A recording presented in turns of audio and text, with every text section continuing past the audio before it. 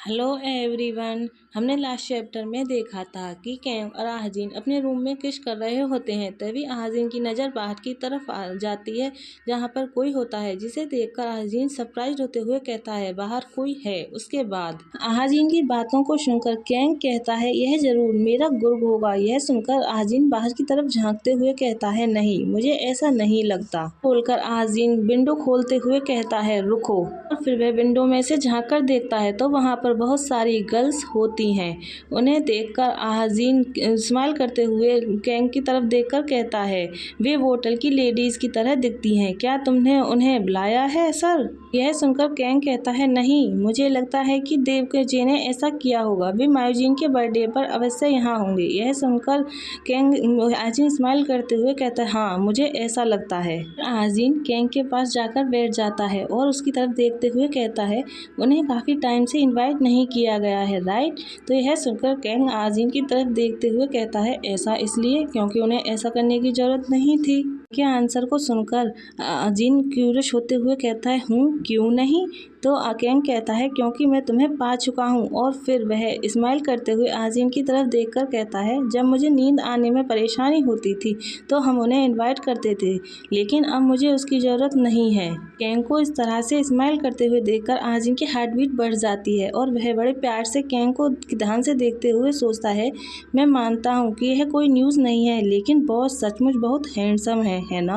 आहाजीन को इतने प्यार से देखते हुए देखकर कैंग उसकी तरफ जाता है और कहता है क्लोज जाते हुए कहता है यह क्यूट सी निगाहें क्या हैं, इसमें मुझे तुम्हें किस करने का मन करता है। यह सुनकर आहाजीन फ्लिंच हो जाता है, फिर वह ब्लश करते हुए अपनी निगाहें दूसरी तरफ करते हुए कहता है वेल, किस देना इतना भी मुश्किल नहीं है। आहाजीन की बातों को सुनकर कैंग की हार्ट बीट बढ़ जाती है और वह उसकी तरफ देखते हुए कहता है तुम, और फिर वह आहाजीन को किस करने लगता है। किस करने के बाद आहाजीन कैंग कहता है यदि यह डिफ़िकल्ट नहीं है जैसा कि तुम कहते हो। और फिर वह कैंग आहाजीन को टच करते हुए उससे पूछता है क्या हमें जारी रखना चाहिए? तो आहाजीन कहता है यस सर। आहाजीन और कैंग ये बातें कर ही रहे होते हैं कि तभी बहुत जोर से बाहर से चिल्लाने की आवाज़ आती है। यह सुनकर कैंग और आहाजीन सॉफ्ट होते हुए बाहर की तरफ देखते हैं। आवाज़ चीखने की आवाज़ को सुनकर कैंग खड़ा होता है, अपने क्लोथ पहनते हुए आहाजीन से कहता है यहीं रहो, और यह बोलकर वह अपनी गन लेकर बाहर की तरफ गुस्से में निकलता है। तभी कैंग देखता है कि एक लेडी बाहर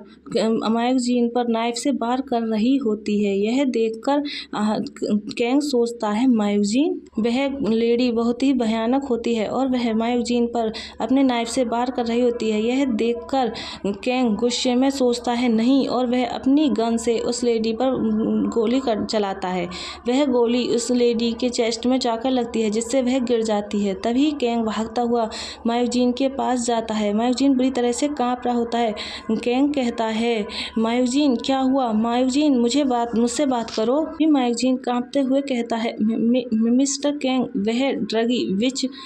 तो यह सुनकर कैंग उस लेडी की तरफ देखते हुए सोचता है ड्रगी। गन की आवाज़ को सुनकर सभी जग जाते हैं और भागते हुए कहते हैं वह क्या था?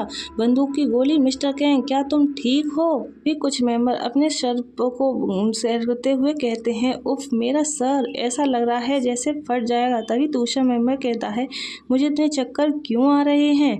तो कैंग उनकी बातों को सुनकर उनकी तरफ देखते हुए सोचता है क्या सभी के साथ गलत हो रहा है? और फिर वह तभी मायूजीन की तरफ देखकर चिल्लाते हुए कहता है नहीं, कम ऑन मायूजीन प्लीज़, भगवान के लिए अपने आप को संभालो। फिर आहाजीन एक कपड़े को लेकर भागते हुए वहां आता है और कहता है यहाँ सर, उनका ब्लड बहना रोकने के लिए। और फिर वह जल्दी से मायूजीन के ब्लड पर वह क्लोथ लगाकर चिल्लाते हुए कहता है हमें उनकी ब्लीडिंग रोकना होगा और उन्हें तुरंत हॉस्पिटल ले जाना होगा। आहाजीन की बात को सुनकर कैंग थोड़े सेंस में आता है और कहता है राइट, हॉस्पिटल। फिर कैंग गुस्से में अपने मेंबरों की तरफ देखकर चिल्लाते हुए कहता है तुम सब क्या कर रहे हो? बाहर निकलो और मायूजीन की हेल्प करो, हमें उसे हॉस्पिटल ले जा रहे हैं। तभी वह मेंबर उसकी बातों को सुनकर दौड़कर आते हैं और कहते हैं यस सर, मैं कार निकालता हूँ। तभी वह ड्रगी लेडीज आहाजीन को देखकर कांपते हुए लंबी सांसें लेते हुए कहती है आहाजीन, और वह आहाजीन को पैर को पकड़ लेती है और कहती है आहाजीन। यह सुनकर आहाजीन शॉक्ड होकर उसकी तरफ देखता देखता है। कैंग भी पलटकर उसकी तरफ देखता है। तभी आजीन उसे देखकर सोचने लगता है और उसे याद आता है। इसे देखकर आजीन सोचता है यह है डोयुन नूना, और फिर वह याद करता है वह गर्ल है। जब वह आजीन को कैंग के घुटने पकड़ लिया था तो वह कहती है क्या तुम ठीक हो। इनको डोयुन याद आ जाती है। तभी डोयुन कम घबराते हुए कहती है तुमने कहा था कि आज रात वह रात है।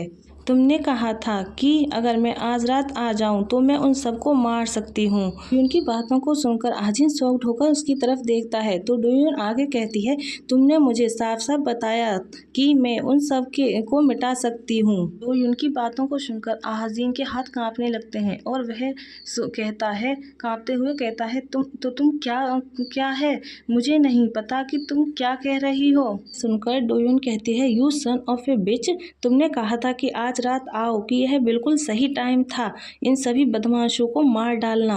उनकी बात को सुनकर आजिन बहुत बुरी तरह से शॉक्ड हो जाता है और कैंग भी गुस्से में उसकी तरफ घूर रहा होता है।